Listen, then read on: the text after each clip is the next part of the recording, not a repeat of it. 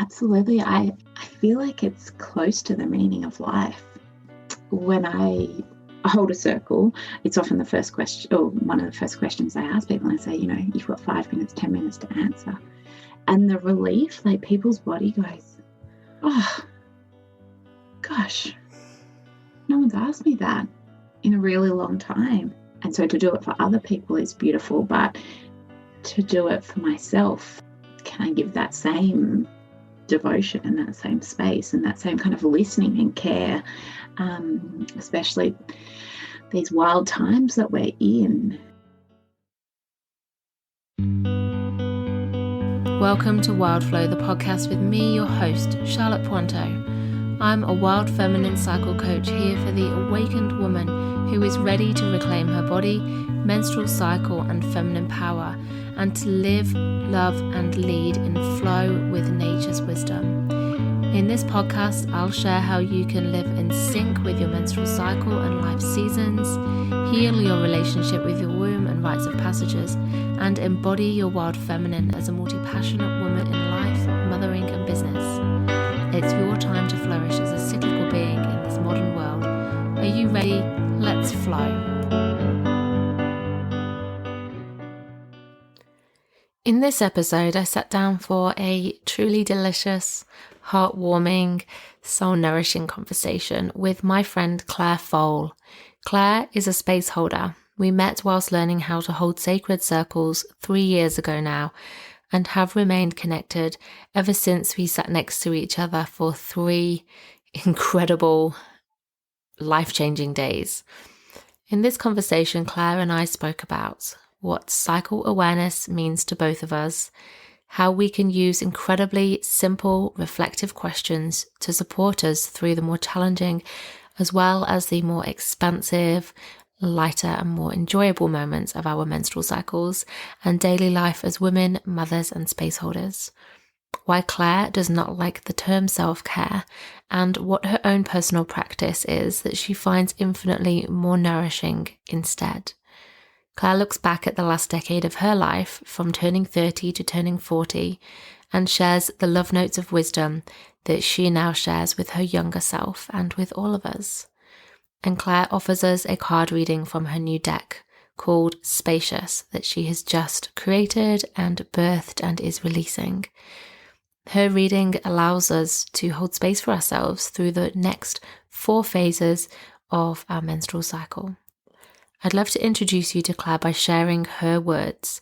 She says, "When I turned 30, I was a new mum struggling with postnatal depression, which did not yet have a name. I was a personal assistant on maternity leave. I was finding life overwhelming and was grappling with some big questions like who am I and what do I like, which I could not find words for. They just felt really uncomfortable in my body and mind. I had really great hair though. It felt like one thing I could control. As I turned 40, I'm a writer, an artist, a teacher, a space holder, a tapping practitioner, a questioner, and an ocean lover. Clare is also a First Moon Circle Facilitator and creator of her brand new oracle cards, Spacious, which we explore together today. Clare is mum to 3 exquisite humans, wife to a brave man, a daughter and sister and friend to wonderful folks. She has just shaved off her hair. Following her curiosity takes her to many places, she says. Her work, whether holding space one-to-one for people, holding circles, teaching tapping, otherwise known as EFT, keeps bringing her back to the question, who am I? And she leans in and listens to the answers and explores what is present in curious conversation. I can't wait for you to listen to this beautiful conversation today. Welcome, Clare Foale, to Wild Flow. Thank you so much for being here. I'm so excited to have you. Thank you, guest Charlotte. Today. So exciting. It's beautiful to be here with you. Thank you. Okay, I just want to invite you to drop into your body and into yourself just before we get started with our beautiful conversation that I'm so looking forward to having, with a cycle check-in, if that feels good to you. Okay. Absolutely. Beautiful. Absolutely. Okay. So first of all, would you mind sharing with us whereabouts, if you have a menstrual cycle, where you are in your cycle right now, whether you know which day you're on or just very loosely, roughly whereabouts in your cycle you are? Yeah, so I'm day 28, 29, and I can feel myself moving into perimenopause or in perimenopause. And so my cycle is lengthening. And so it's interesting to not be like, oh, 28, that's I will be bleeding any day, or even, oh, that's definitely kind of an autumn season. It's getting less defined as I go. But I think that makes me even more grateful for tracking it, to just be able to feel a rhythm to it rather than being like, oh, this is all over the shop. So yeah. Thank you for sharing that with us. Yeah, I'm currently on day 21 and I haven't ovulated and don't know when I will. Just having really long cycles still, and they're quite irregular. So yeah, I really resonate with what you're saying, really relate to that about it not being the kind of stock standard, the template textbook, if you like, 28-day cycle, and also not being perhaps in the season that you anticipate being in, and being with that. Yes, absolutely. Being more present to what is there rather than the expectation, which I think is a kind of whole metaphor for life, right? 100%. Yeah, absolutely. Yeah. Thank you. So I'd love to ask you, as part of your check-in, how you're feeling in your 4 bodies. So if you just would like to share with us, like a couple of words, a word, how you're feeling physically, emotionally, mentally, and spiritually, how it feels for you to be on this day in your cycle. Yeah. I'm feeling quite heavy and quite tired. And yeah, I think that is to do with my cycle. I'm here in Sydney, on Margle country, and so when we're recording this, we're in our 5th week of lockdown. So I think that plays into that as well.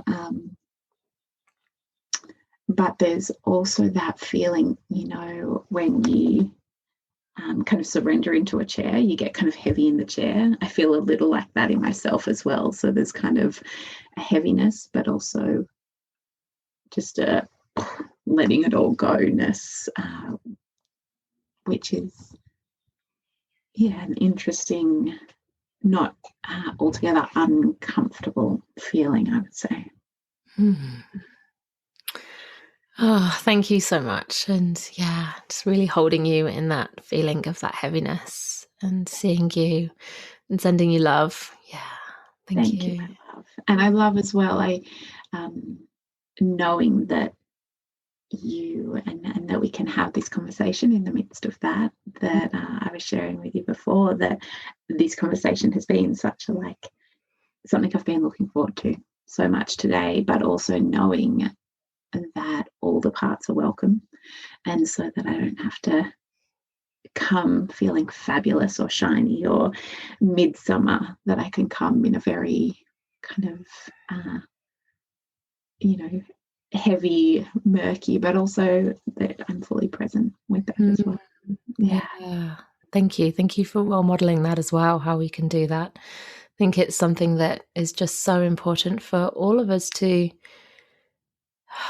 increase our capacity to sit with and to feel that we can welcome all parts of ourselves. We're so used to putting on a brave face and a happy face. And I was even thinking about it the other day, even I don't know if this is something that you would relate to, but the idea of a telephone voice. I was remembering being a child and my mum would pick up the phone and have a telephone voice, and I so many people do, and it's we're just always presenting our best self. Totally. And I love that for me, a lot of it has been through cycle awareness of just noticing and observing and, not necessarily needing to understand why, although that can be helpful in some cases, but just seeing what's there and sitting with it and working with it. And something that I know that you really love to ask, and so do I. It's one of my favorite little rituals, is to ask, how am I? And then from that place, so what do I need? Yeah. Tell us about how you work with that. Absolutely. I think I feel like it's close to the meaning of life, to ask, how am I? When I hold a circle, it's often the first question, or one of the first questions I ask people. I say, you've got 5 minutes, 10 minutes to answer. And the relief, like people's body goes, oh, gosh, no one's asked me that in a really long time. And as someone else starts speaking, we kind of have that, I'm pretty fine, I'm a bit busy. And then over a few minutes, this is there and this is there. And so to do it for other people is beautiful, but to do it for myself, I think, can I give that same devotion and that same space and that same kind of listening and care, especially these wild times that we're in. We can just, it's so easy to be fine and busy and tired. They're so often the answers that are first there for me. And then to just listen a little longer to and what's there, and to tend to those pieces, and to not push them away, to not need them to go, but to actually draw them in. It's one of my I love that visual of, when you pick up your kids and bring them to your chest, and just like doing the same for myself. Like, I'm feeling really sad, I'm feeling really scared, and just being like, come here, sweetheart. Let me just pull that in and listen to that. And then some of the crunchier ones as well, like feeling really resentful, I'm feeling really angry, I'm feeling really scared. Just like, resentment, my darling, come here. Come and sit with me on the couch. Like, let's have a chat. Last week I was feeling really scared about things. And so I was like, come on, Fia, let's get a cuppa. And just like what came out, I was just kind of journaling, and someone watching may have been like, what is this? You're having a conversation with your emotion, but the wisdom that's there, and not to push it away, but to bring in, that is such a simple practice, but so powerful. And I just have this deep sense. One of our shared teachers, Mitley, I think, was the first person who said to me, like, if we're talking about diversity and inclusivity out in the world, can we do that for ourselves internally? Like, can all the parts of me be welcome, and how can I keep including those? So I think of that a lot as well. Wow, I just felt such a rush of tears come to my eyes when you talked about pulling yourself in and holding yourself, really tenderly, like you would a child. And, I think that's just so powerful. It reminded me of like self-mothering, our parenting ourselves, mothering ourselves. And, when, especially in lockdown, can't see your physical family or the people who you might go to for, that kind of support outwards, how beautiful to give yourself that without needing anybody else. Yeah. Being able to do that and taking that self-responsibility for supporting yourself through all of the emotions and the feelings, the icky, as much as the, the joy or the light feelings as well. Yeah. Amazing. Thank you, my love. Yeah. And I feel that, like you said, that in in lockdown, but there's so much happening in the world at the moment that can feel just so big, and rather than projecting it outwards like everyone else is wrong, just to be like, can I tend to myself first? Like, what am I needing? What's feeling wrong within me? What am I judging within myself? And I often talk, like, just use the analogy, a beach ball, an inflated beach ball, and you're pushing it under the water, pushing it under. It's going to pop up at some point. And so I kind of feel like that with our emotions. We can push them down. I'm not feeling this. But when we can just like really slowly bring that to the surface, we stop it popping out and just kind of, but actually just like bring it up and be like, what's here? Yeah, gorgeous. Yeah, thank you for sharing that. I think that's so, you talk about it as being like the meaning of life. I think that's like the ultimate, I want to say self-care tool to have in your, as a practice, as a check-in, as something that's so simple and you can just do for yourself to go beyond just, like you say, feeling the feels. And, they often get either catch us out and blow up in our face or get projected onto other people but to really sit with them and notice them and shift through them. Yeah. I love that.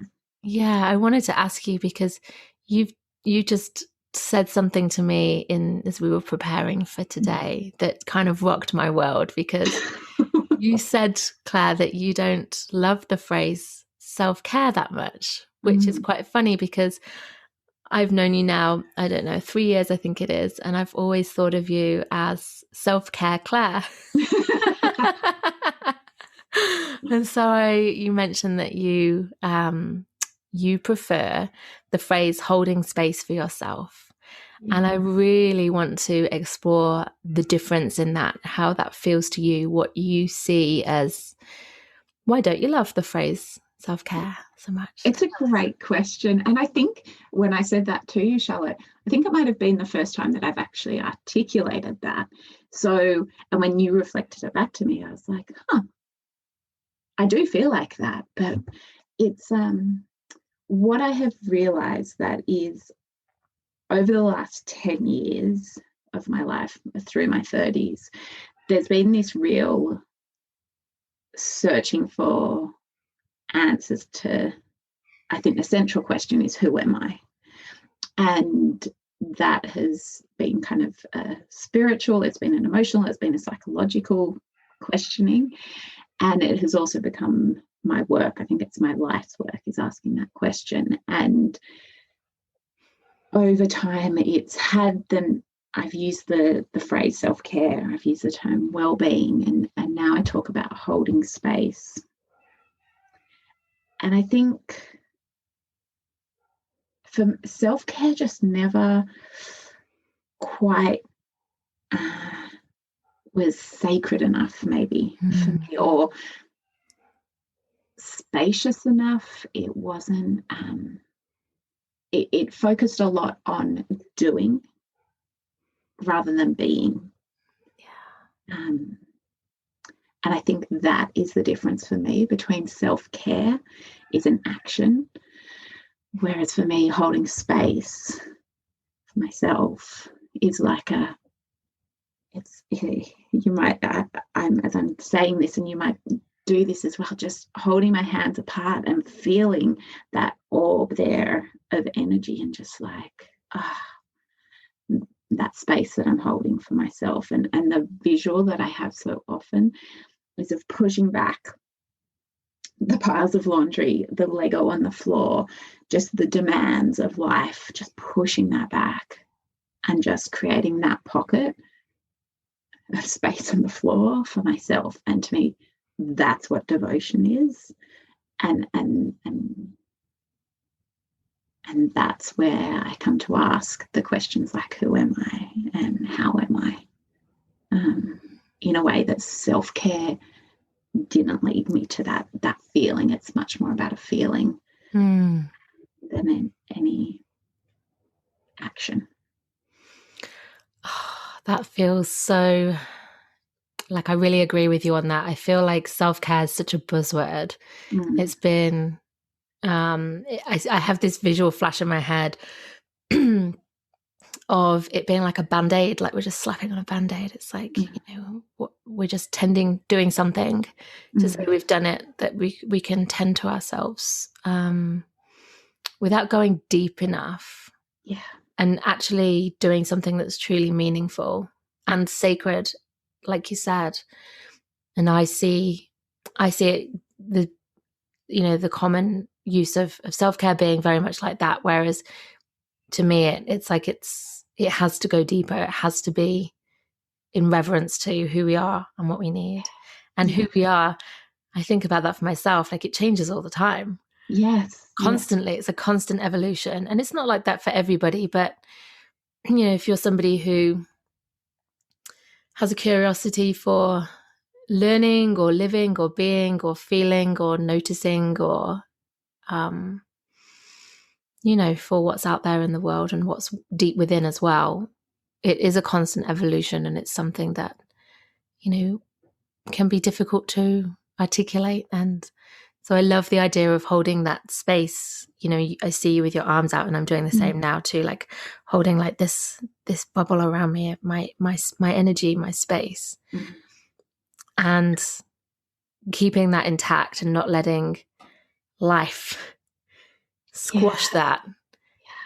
And that to me feels also quite rebellious as well in this world where, we are both in the mother stage of life as well. And it's that time of doing and being lots of different things all at the same time.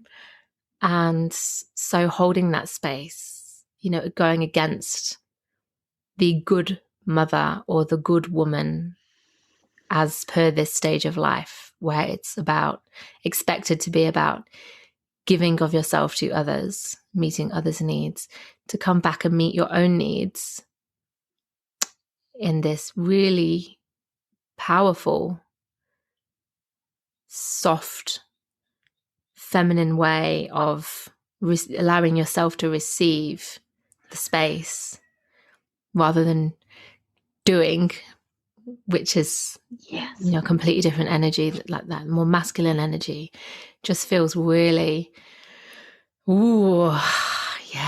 I just feel like, I feel like there's a lot in that to explore and sit with.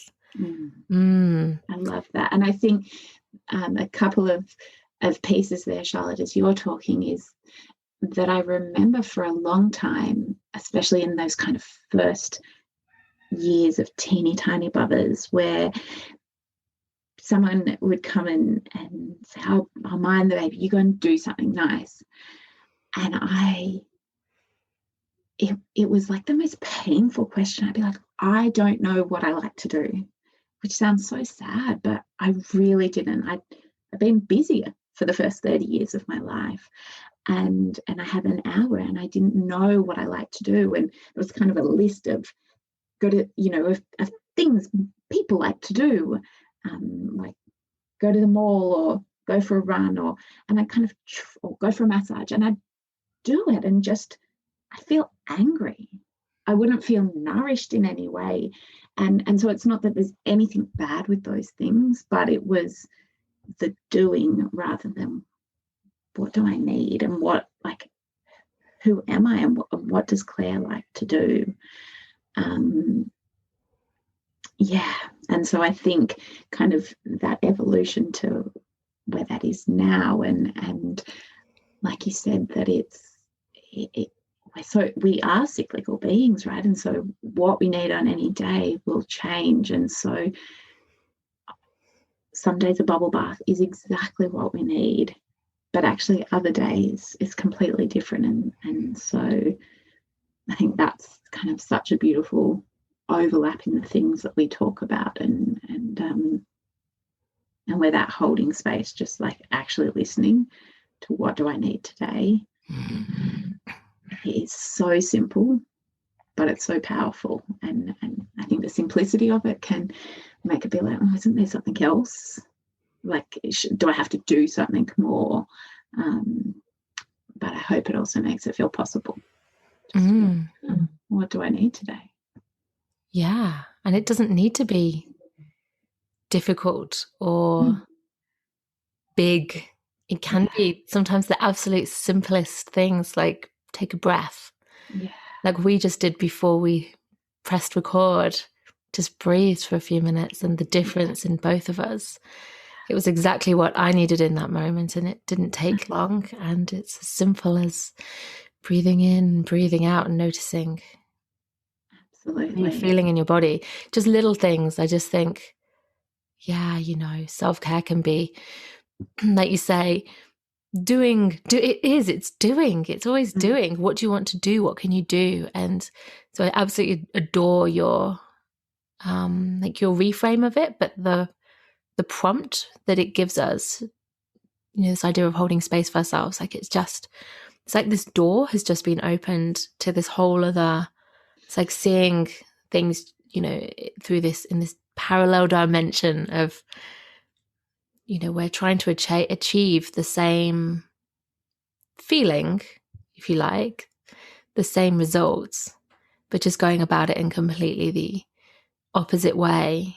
Yeah, I love that. It's I'm going to be thinking about that for a long time. I love that. Thank you for the space to kind of explore it further. And I think as well, the thing is that we hold this space for ourselves, and then it's not the reason we do it, but it's the ripple of that. My experience is that I am a better mum, I am a better community member, I'm more creative, I am calmer.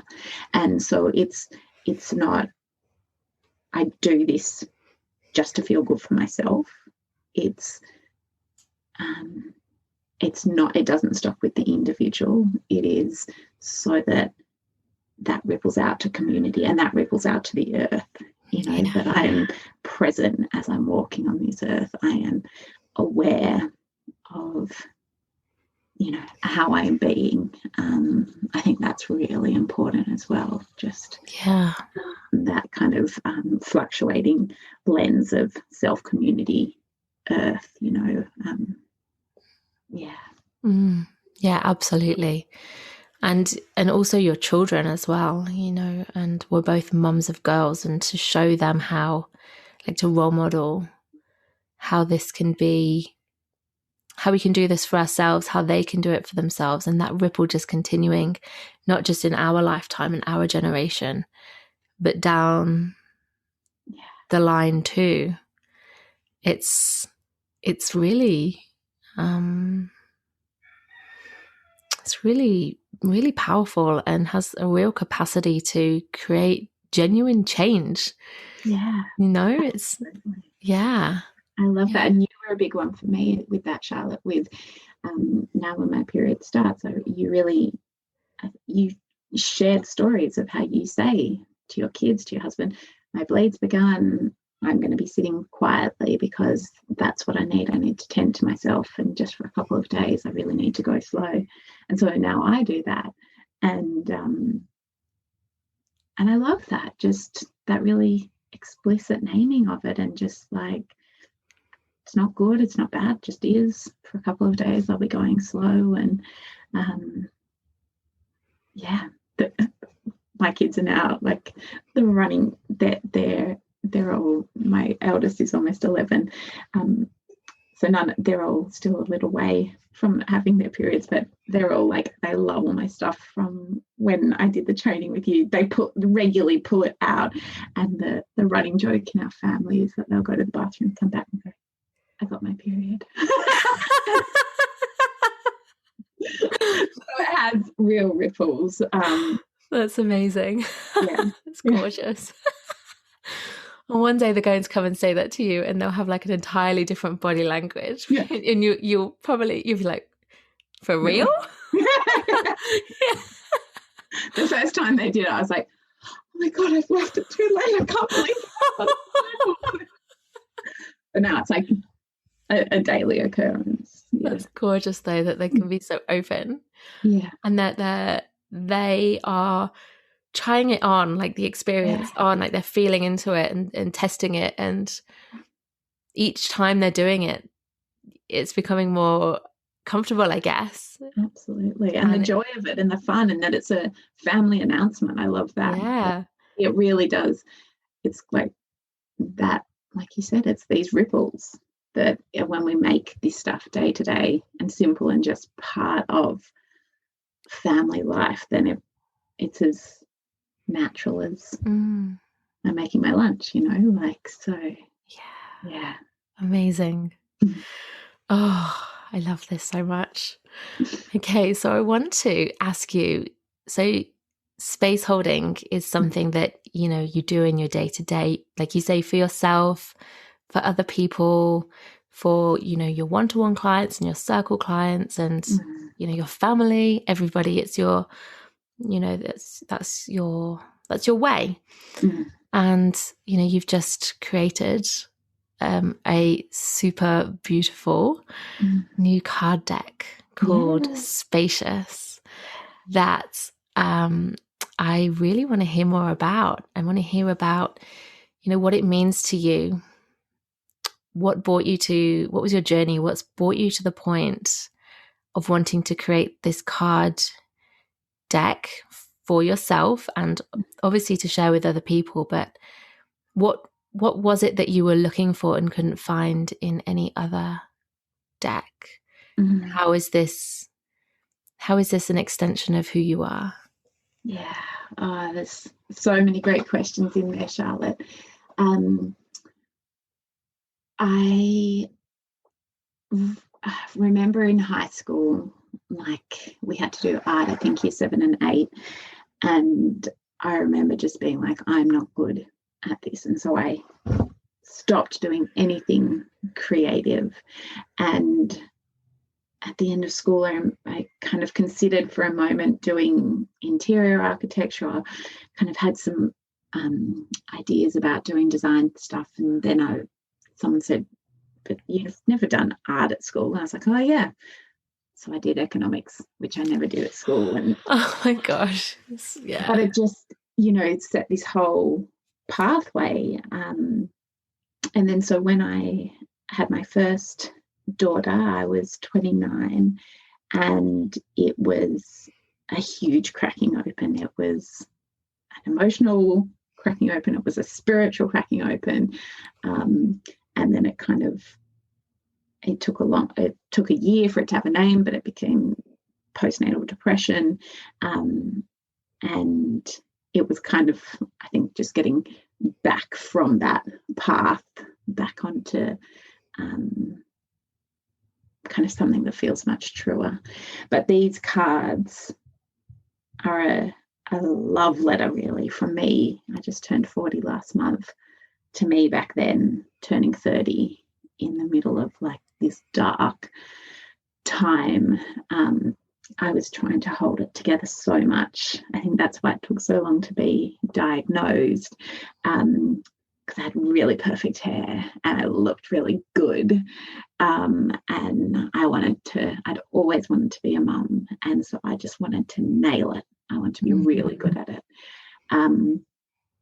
But I was finding it really hard, but I did not know the words to say I'm finding this hard. And without kind of work or anything around me, I was left with these questions of who am I? What do I like? But I couldn't even find words. It was just so uncomfortable to be in my body.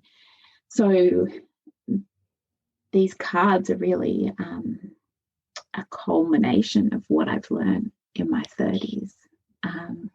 And it was through my kids that I came back to reconnecting with my creativity, as kids do, that they make you colour and they make you dance, and you don't get a choice.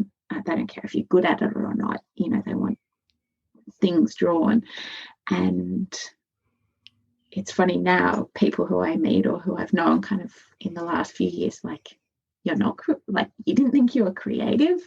But I'm like, no, I was very straight, long black hair in a suit, that was who I was. So yeah, these cards feel completely audacious. To call myself a writer is kind of out there, but in the realm of possibility. But I did all the artwork. My idea at the beginning was I was going to do a bit of artwork, and my sister, who's a beautiful graphic designer, was going to help me put it all together. And then she had a baby, and so I didn't want to bother her, so I just did it all myself. And I'm so glad now I said this to her, that I did, because it has felt like having another baby.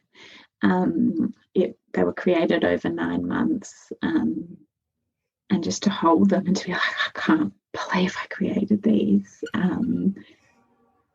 And I think even that has been really a journey in kind of looking at how it's been for me around births, and around each of the 3 births I had postnatal depression. And so to be like, how would I like it to be after the birth of these cards? And just to really surround myself with support, and to tend to myself, and to hold that space for myself, knowing that has been a time that has been tricky. So yeah, and interestingly, the artworks kind of flowed, and then I had lots of ideas about the guidebook and the words, but I think I had so much pressure, because I think words are how I express myself, and it was all there. And then I sat down, and it like, they went from being scattered thoughts to actually holding the book within 5 days. It was just, I had to sit down and just do it.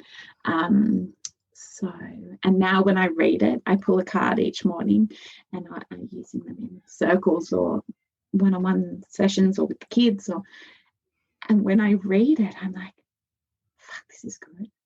Like, it really, I'd heard people say it's old for me, but something has come through me. It's not, this isn't just mine alone, this is being co-created. And it feels like that I'm like, I like this. This is good. So it's really a series of love letters from me back to me. And the thing that I love as well is that, like we've been saying, it's very simple things. Each of the cards is very simple in its kind of invitation and where it nudges us to go. And also the pictures are just things that I saw in my daily walk, or and my kind of capturing of that. And so on the morning that I birthed them kind of into the world, I went for a walk on the beach, as I often do, and it was 40-year-old Clare talking to 30-year-old Clare. And there was this piece that I hadn't realised until then, that I was like, I've created this treasure hunt for you, and there, all the answers are in your daily life. You don't have to go and have a massage. You don't have to go on a retreat. You don't have to go far, my darling. Like, they're right there, and you will find them. And I get really emotional. Just, I didn't set out to do that, but that it was all there. So yeah, that feels really beautiful. And that's my hope, is they keep giving me beautiful, helpful, loving nudges, and if they do that for someone else, then I'm honoured and delighted. And I just wanted their wisdom, or their love notes, to just be as accessible that we can do it in lockdown. We can do it if we don't have support around us, if we don't have money on that day. That we can come back to that space for ourselves. Yeah. Oh, thank you so much for sharing. What an absolutely beautiful story. I feel so moved. I feel really teary as well. I'm just sitting here like, no, it's, I feel how much this is medicine for yourself, really as a healing, loving process for you on so many levels. One, reclaiming your creativity and the label of, if you like, calling yourself an artist, and how audacious that feels for you, but also, the journey of motherhood being your unique journey, but at the same time being such a collective and shared journey. And I'm sure so many women can relate to what you've just said, and I certainly can. And coming into motherhood, with no manual, and it being such a cracking open, as rites of passages are, however it happens, it's a birth of ourselves as well. And it truly is, whether you believe in it, even that or not, it's you can't see the world the same way you did before, and you are changed, whether you acknowledge it or not. And that journey of finding who you are on the other side of that being such a long journey. I don't believe it happens to anybody fast. And I just adore this idea of you at now 40. Happy birthday, by the way. Thank you, my love. Looking back at your 30-year-old new mother self and all that has been in between, and now knowing that all the answers are within, and that just being an incredible message for other women to hear. Whether you are not a mother, whether you never will be, whether you will be one day, you are, or your children are much older, I think as a human being, to hear that, you've got to this point where you can look back on the last decade and realize that it's all within, I just think is so empowering and so simple, and yet so not simple. Yeah. And it's so ordinary, but that's just,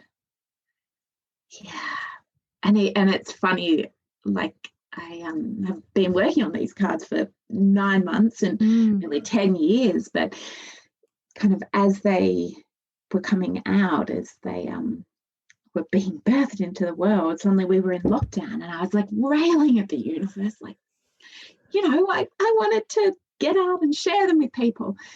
And then I was like, but maybe now more than ever, we need some spaciousness. It's like the simplicity. They are helping me each day. This morning when I drew the reflect card, which is just like, what's working, what's not working? What are you enjoying and what are you not? I was like, good question. Simple, but straight to it. Yeah.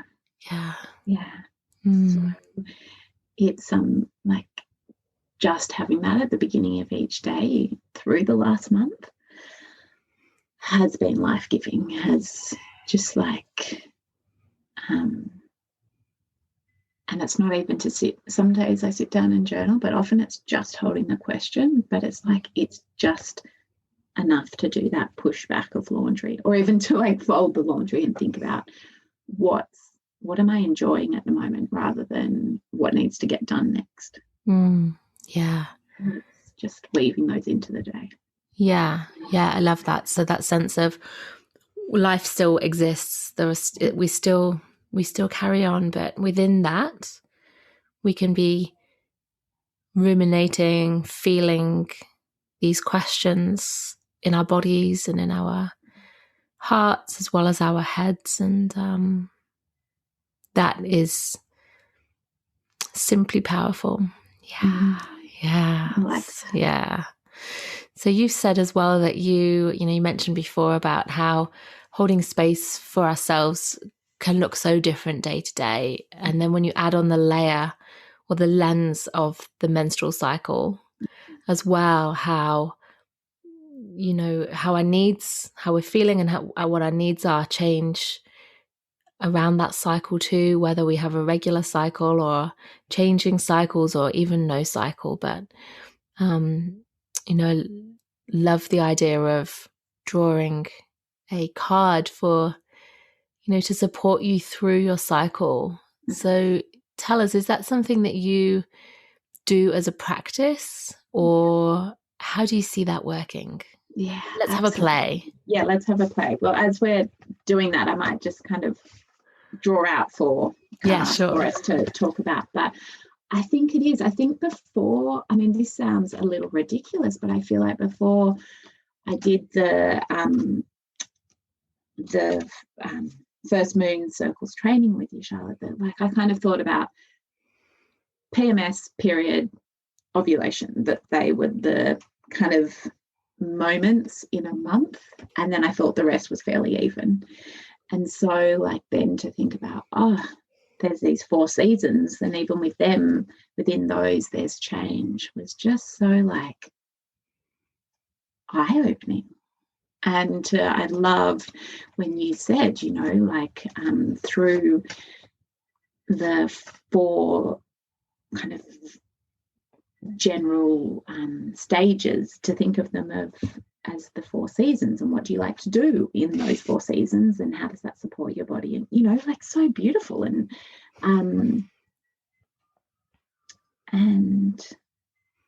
yeah, I think just to be noticing that, and to be pulling a card just to harness, to notice, and to move with what's happening at that time in my body, rather than working against it. I think again it's just bringing that wholeness that we started talking about. There's all the different parts, and none of them are wrong, and also none of them are right. Mm-hmm. It's like what's there is what's there for today. So how can I be here with that? Beautiful. So 4 cards. What have you got? What season do you want to start in? Well, where are you? Which season do you identify as being in? I would say I'm in autumn. Let's start there. So the card I've pulled is the noticing card. Noticing. That's so gorgeous. I won't. It's like a blue. It's like, it looks to me like it's like a puddle or a splash, but it's also a bit sculptural. Yes. I kind of see it as a sculptural head. But you know what it looks like to me? Almost slightly upside down, or not sure, but is, yes, it's half of our pelvis. I love that. It's like one side. Yeah. With that, like that negative space, the hole in it. Yeah. So I love that. So it says, what I've written for noticing is gorgeous. Just for today, could you slow and quieten and notice? Notice what you desire as the day begins. Notice what makes you angry. Notice what feels spacious and joyful. What do you notice about the trees you pass, the phase of the moon, and how you feel at bedtime? What do you notice? So, wow, that feels incredibly grounding. You know, coming back out of your head and into your body and your senses, which is such a powerful thing to do in your autumn, when you can be feeling all kinds of, obviously it's different for everybody, but, some common experiences of the premenstrual phase, can include the thoughts, the critical thoughts, the judgments, the criticisms, that tension.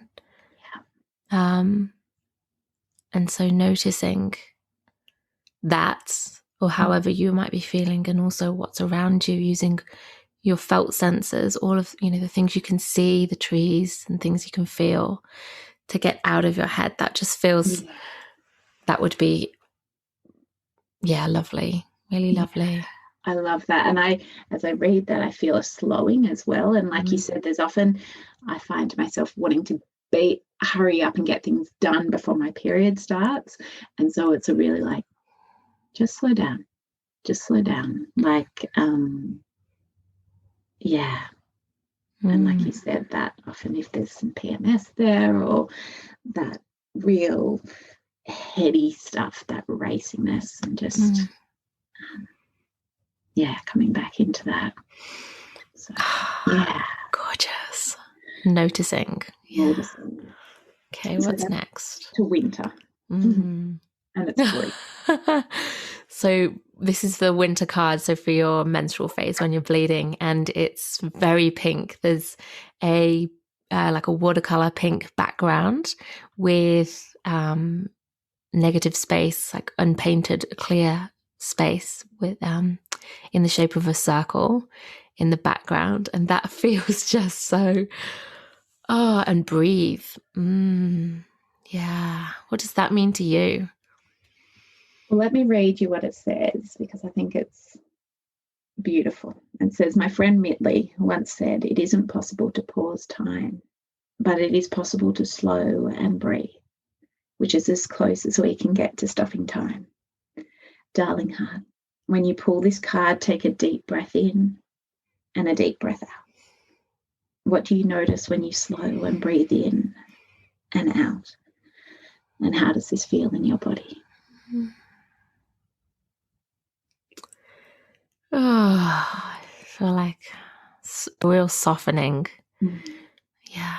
And that slowness, but that permission and that space, to do that and to trust that all is well. Yeah.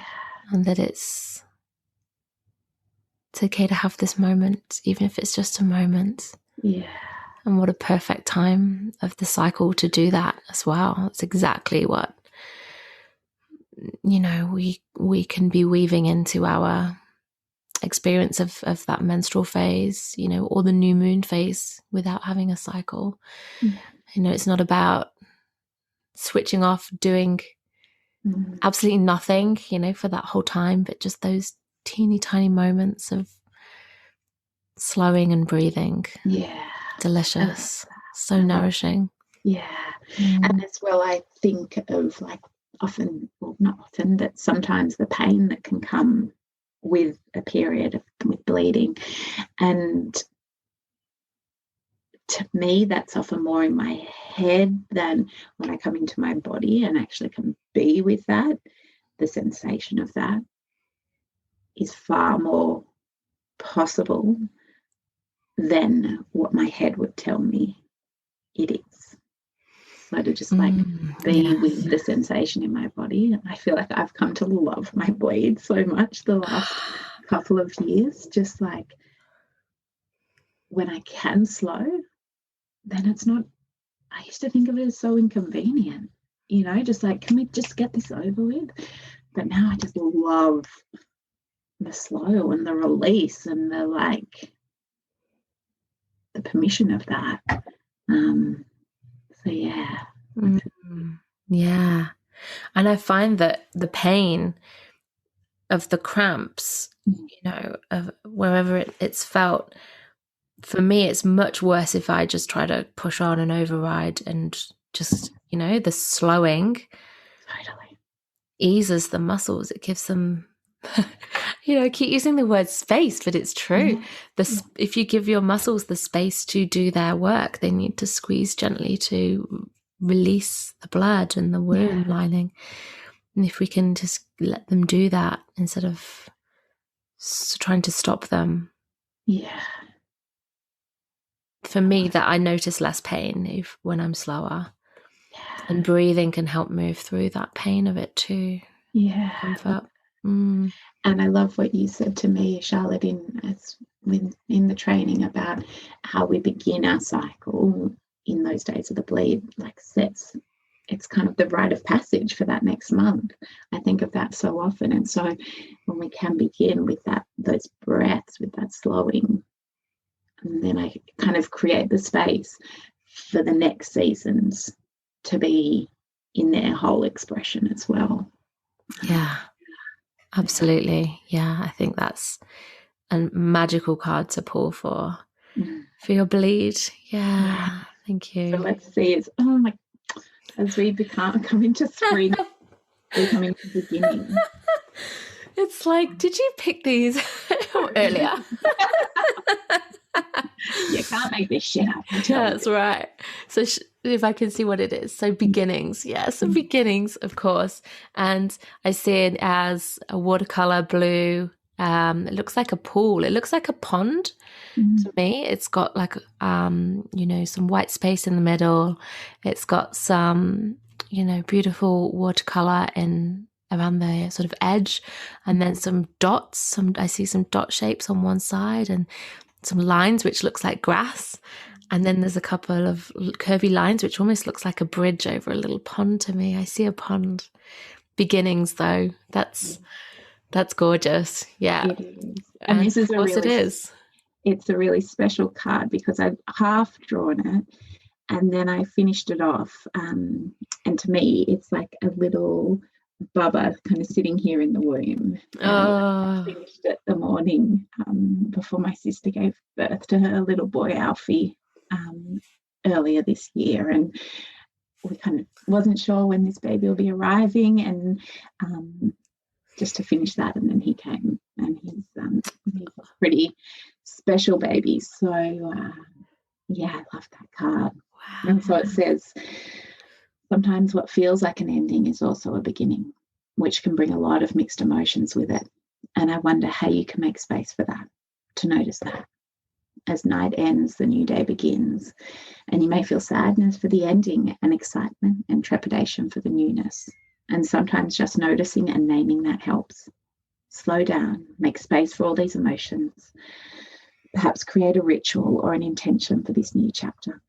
My love, what is beginning? How would you like to welcome in this new time? Perfection. I love that. Especially it jumps out to me, that ritual and intention, and also just that mix of emotions which is there. It's not just beginning equals good. That there's so much there. Yeah, I really love the how you said it's about endings and beginnings, and how, like you say, it's complex. There's a lot of, layers within that, and how we end and begin. It plays out in the cycle, out, how, like you said before, how we begin that, our cycle sees us through our experience of the whole of the rest of it. And just noticing, how you feel about your inner spring when your bleed ends as well, taking it back to the cycle. It can be a real point of, the beginning of that rising energy and that transition out of stillness and slowness as much as has been possible into more of a action without diving straight into doing. Taking that as a gentle transition phase. I really see that spoken to in this card, and it's that reminder to be present with how it feels to make that shift from like the slow half of your cycle into the higher energy, maybe faster paced, maybe fuller or more creative, the energy is being pulled outwards. So true. I hear that too, and that I have that feeling now sometimes at the end of my bleed of like, oh, is it over? Like I've been enjoying this. I'm kind of almost, imagine coming out of the red tent into, and it's back to daily life again. So I love that you're hearing that kind of noticing that change in energy, and what do I want this beginning to be about, and how do I want to mark that for myself? So with ritual and intention, and how can you take that through your cycle too? So let's have a look what summer is. Summer is gather. Gather. Okay, I'd love to know what you see here. I see a red, pinky red is how it's coming across. It looks, it's in a circular shape, but it's nuanced, it's patterned and textured. It's got like some darker purpley, what it looks like, and then reddy and pink layers, and I see, reminds me of a beetroot, but it also reminds me of a rose opening. It also reminds me of a blood splatter. Yeah. But it also, I can see, and this is, looking over the camera to you, it looks like within the red splosh, I can see like a mandala shape, and it looks like there's petals with each protrusion outwards, and I can imagine that being like a circle of women gathered, where there's a cushion or a space for each person to sit in that beautiful space for gather being all about being together, and the perfect, like the epitome, if you will, of that what your middle of your cycle invites you, like urges you to do, to be more outward and to connect.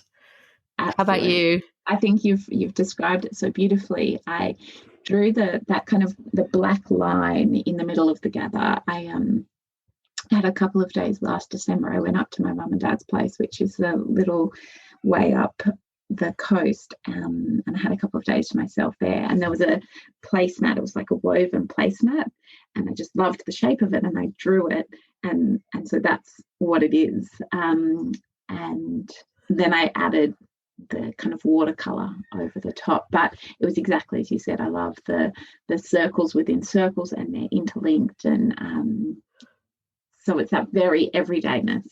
It's the middle of a placemat, but it just is so beautifully rich to look at. I love that it's a placemat from your parents. That's just, again, the simplicity and the noticing of what is in your everyday, and then the richness and the message and the wisdom that you can interpret from that, and how somebody else might see it would be completely different, but that's what you've taken from it. Totally. Yes. And so I'll read you this one. It says, "My love, when you pull this card, it is a loving nudge to gather with others. It reminds you that you are cared for and that you belong. It reminds you of the joy and energy of being in community, of being together. It invites you to notice what you are part of if you are feeling alone. What are you part of? Where do you belong? How would you like to come together with others?" That's divine. Yeah. It's so important, even, right now, I feel like, with the loneliness that lockdown can bring, is the, reminding us of the importance of being together and connected, and to remember that we belong to something greater, and that we can still connect. Absolutely. And like you said, just the epitome, that kind of summer feasting, that it feels so ancestral. That one, just that's what we do when you feel good and you have energy.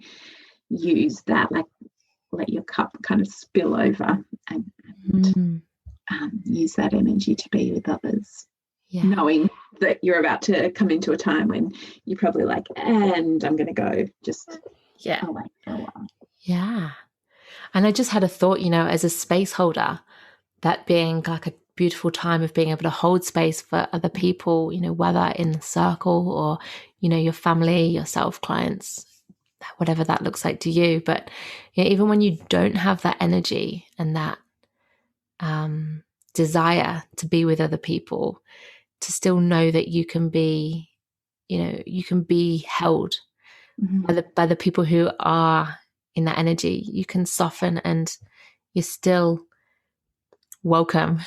And you can be supported by the energy that other people have, even if you're not feeling sociable or presentable. It's such a beautiful reminder.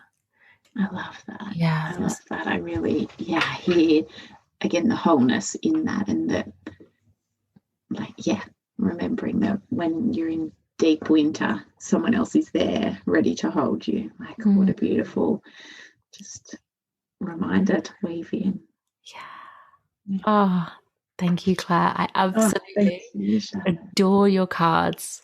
Your story is really inspiring, and I can see how much this, this is you. This is an extension of you. It's your soul in these cards, and I'm so excited to receive mine. They're currently on pre-sale, aren't they? They are until the 8th of August. They're on pre-sale, and then I'm going to order them and ship them out, and then they'll be around. They'll be for sale. I'm kind of still trying to work that out, but yeah, available at various times. So yeah, just so excited just to see them go like out across Australia and the world, and I just can't wait for people to be playing with them and be like you said, to say that's half a pelvis. And that question led to me to this thing, and I have this sense that there's community building around this, that it gives us this beautiful way of gathering really simply but really meaningfully, and so I'm it's kind of like Christmas when you've bought all the presents and you're like, just open them already. So that is my kind of feeling. So excited. So excited to see them go out. And I can't wait to share them with myself as much as with other people. So thank you for creating them, bringing them to us, and for sharing them with us today. It's been so lovely to chat. Delicious. It's been like a cup of tea for the soul to be here. Thank you for your beautiful space holding and questions, and just the deliciousness of this time together. Thank you, my love. Okay, everybody, if you would like to connect with Clare, go and find her over on her Instagram at Clare Foale, and I'll put the link to that in the show notes. Clare shares just such beautiful wisdom as you have experienced today, and she is very much a truth teller, I think, but also just always providing that incredible invitation to connect outwards as well as inwards. And I get so much out of what you share, so thank you. I recommend everyone going and checking Clare out. And if you would like to find or purchase her Spacious card deck, I'll put the link to that too. You can find that through her Instagram bio, but I'll drop the link as well straight to that, so you can read a bit more about how she has created them and what you receive when you purchase. So thank you so much. I just wanted to end with a couple of questions that I have, and want to my reason for asking these of you and of every other guest that I'm going to have on this podcast is to draw comparisons, really, I guess, or just highlight how we all experience our own unique bodies and our cycles, and differently, but also it's a shared journey as well. And so thank you. I'm going to ask you, so what is your favorite season or phase of your cycle, Clare? I'm going to choose a favorite child, Charlotte. At the moment, what's coming is just like my bleed, just that release and that quietness. And I think as I have learned how to navigate the kind of the challenge, the like what's illuminated in the lean up and around my bleed, and then I don't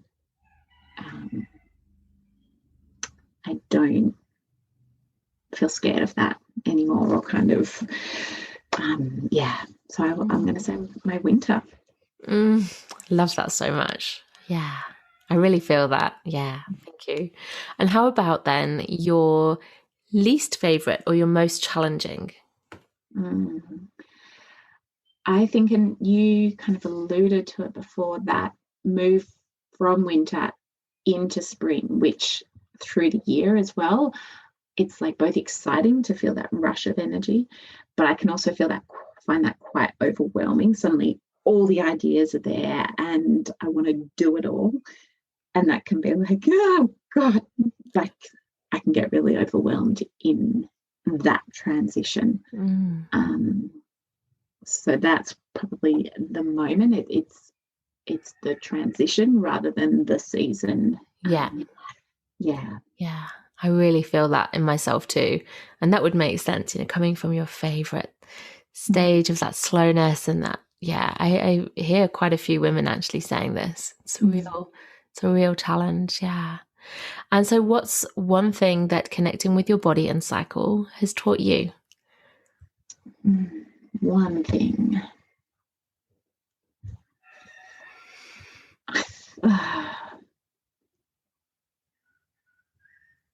I think it's just like the wisdom, that like inbuilt wisdom.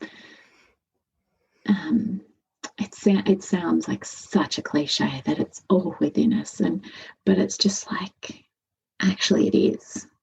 Actually, if I can just notice, like the whole year is within me, or the seasons are within me, and if I just do what is needed at any moment, excuse me, then everything gets done.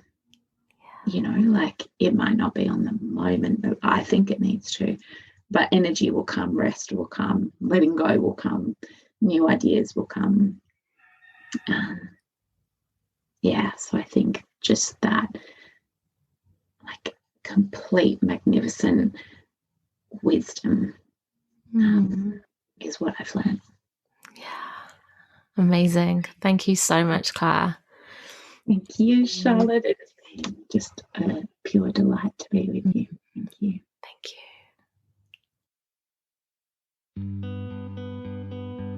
Thank you so much for listening in. If you're loving this podcast and you'd love to help me spread the wisdom shared, please leave a review or rating, or share this with somebody who you think would love to listen in.